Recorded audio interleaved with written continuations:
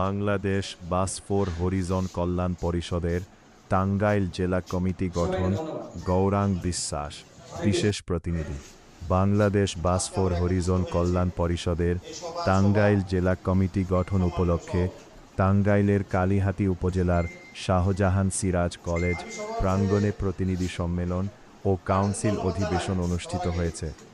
সম্মেলনে জেলার বিভিন্ন উপজেলার প্রতিনিধিদের উপস্থিতিতে সর্বসম্মতিক্রমে নতুন জেলা কমিটি গঠন করা হয়।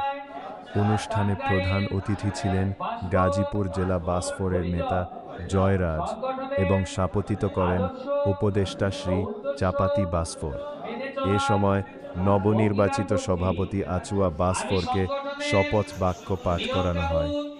কাউন্সিল শেষে নবনির্বাচিত কমিটিকে সংবর্ধনা জানানো হয় এবং হরিজন জনগোষ্ঠীর অধিকার, শিক্ষা ও সামাজিক উন্নয়নে সংগঠনের কার্যক্রম আরও জোরদারের আহ্বান জানানো।